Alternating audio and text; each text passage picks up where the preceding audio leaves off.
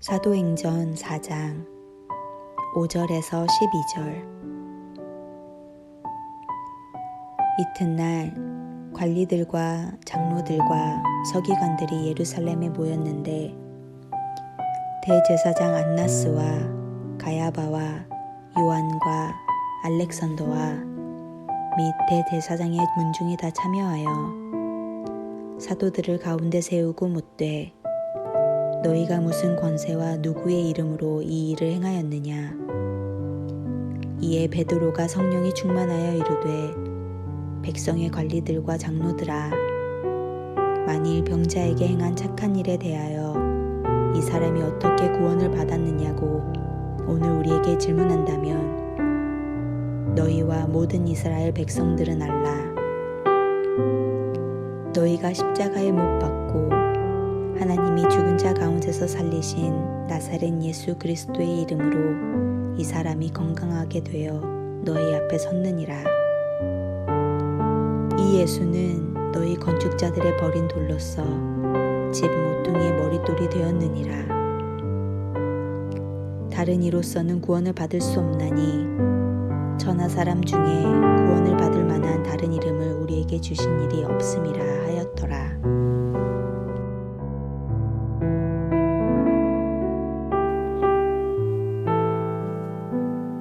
부활하신 주님과의 만남 이후 성령의 충만함을 갖게 된 베드로는 성전 문 앞에서 안진뱅이 거린을 보게 됩니다. 사실 그 사람은 그때 처음 본 것이 아닙니다. 그들은 40년 동안이나 그 자리를 지키고 있었기 때문입니다. 하지만 성령의 충만한 베드로의 눈에 거린의 모습이 들어오게 되었고 그 사람 앞에 멈추어 서서 이렇게 선포했습니다. 금과 은은 내게 없지만 내게 있는 것으로 내게 주노니 곧 나사렛 예수 그리스도의 이름으로 걸으라. 그러고는 오른손을 내밀어 그를 잡아 일으켰습니다. 그러자 놀라운 일이 일어났습니다. 그는 걷기도 하고 뛰기도 하며 하나님을 찬양했습니다. 성전 미문 앞에 앉아있던 안진뱅이가 일어나 걷는 것을 보고 많은 사람들이 베드로와 요한에게 몰려들었습니다. 그런 그들에게 베드로는 왜 우리를 주목하느냐면서 그들이 바라보아야 할 분은 죽음 가운데서 다시 살아나신 예수 그리스도라고 선언합니다. 그 결과 5,000명이 넘는 사람들이 복음을 받아들입니다. 이튿날 이 소식을 듣고 산헤드린 공의회가 소집되었습니다. 그들은 사태가 매우 심각하게 돌아가고 있다고 생각하였습니다. 죽어 무덤에 갇힌 예수가 되살아났다는 소문이 백성들 사이에 유포되고 있었고 제자들은 공경연하게 예수의 이름으로 백성들에게 선포하고 있었습니다. 어떻게든 이 사태를 막지 않으면 안 된다는 생각에 그들은 대책회의를 열게 된 것입니다.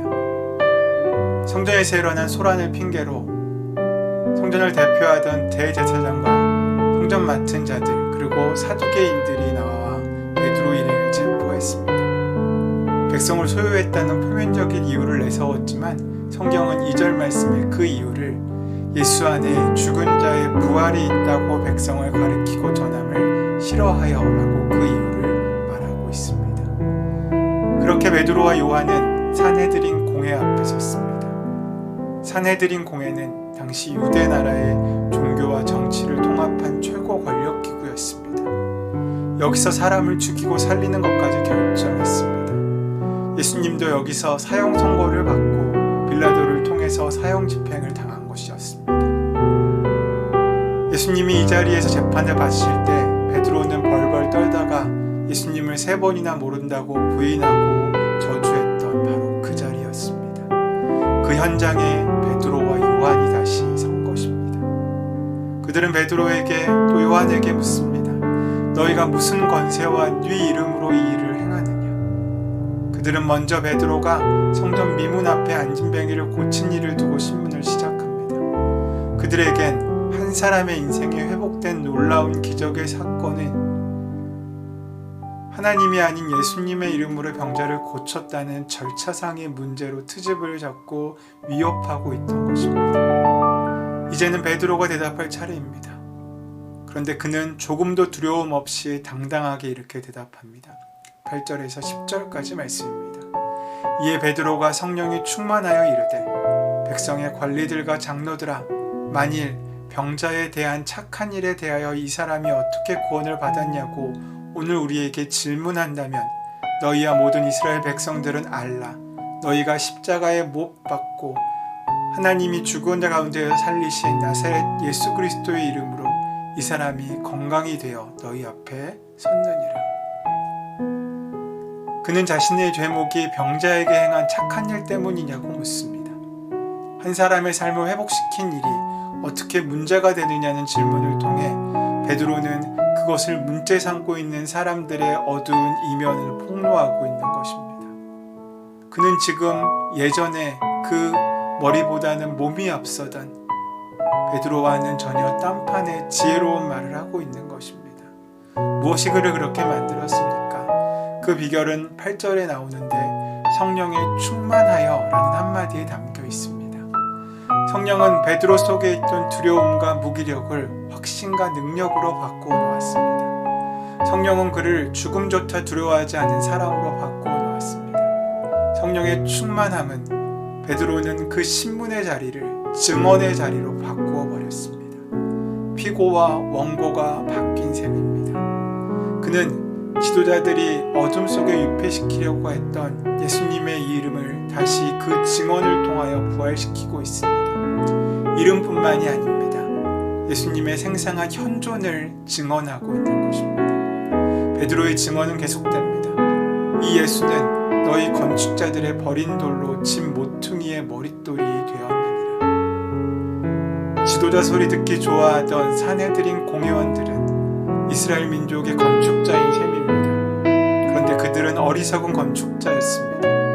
자재를 분별하는 능력이 없었습니다. 그들은 가장 중요한 자재를 버리고 있었던 것입니다. 하지만 하나님께서는 그를 다시 살리셨고 그를 새로운 역사의 머릿돌로 삼으셨습니다. 영적인 분별력 없는 사람들은 한사코 부정하고 싶겠지만 하나님이 하시는 일은 막을 수 없습니다. 하나님은 어떤 분이십니까? 만물을 회복시키는 분이십니다. 십자가의 고통과 쓰라림을 부활의 기쁨과 영광으로 바꾸시는 분이십니다. 이렇게 당당한 베드로의 모습 속에서 우리는 예수님을 부인하고 저주하고 도망쳤던 비겁한 모습을 찾아볼 수가 없습니다.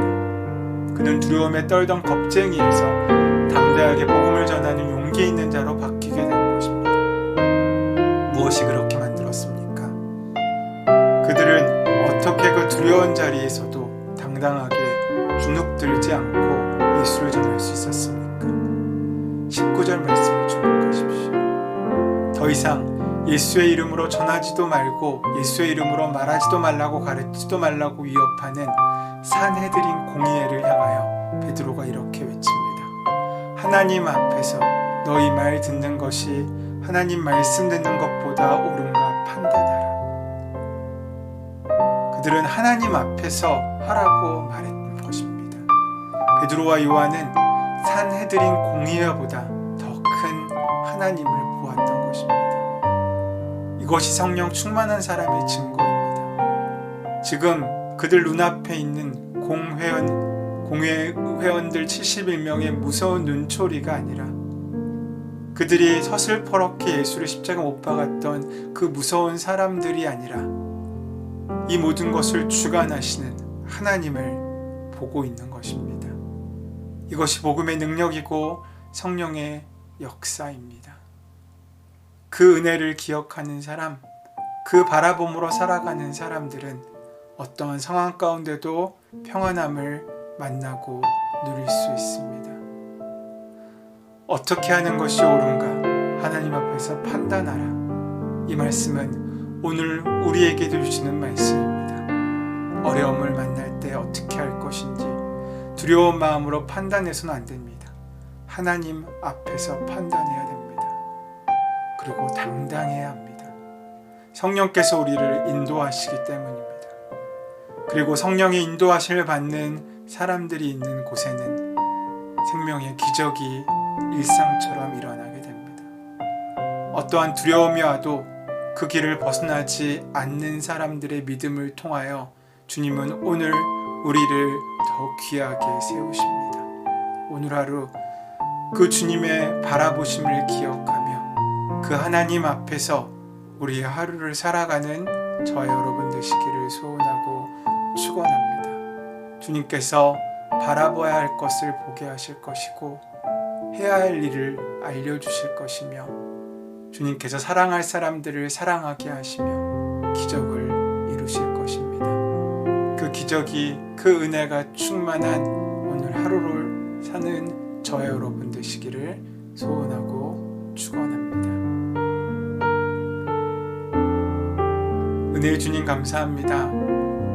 늘 두려움에 떨며 하나님 없이 사는 것처럼 하나님을 알고 있지만 부활하신 주님의 함께하심을 머리로 알고 있지만 삶을 통하여 누리지 못한 우리들에게 오늘 말씀을 기억하게 하셔서 늘 우리와 함께하시고 눈동자처럼 지키시는 주님의 바라봄 앞에 우리의 선택과 삶이 드려지기를 소원하오니 인도하시고 함께하시는 그 사랑으로 우리와 동행하시고 함께하여 주시옵소서.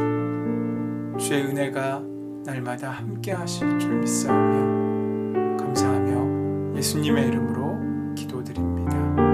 아멘.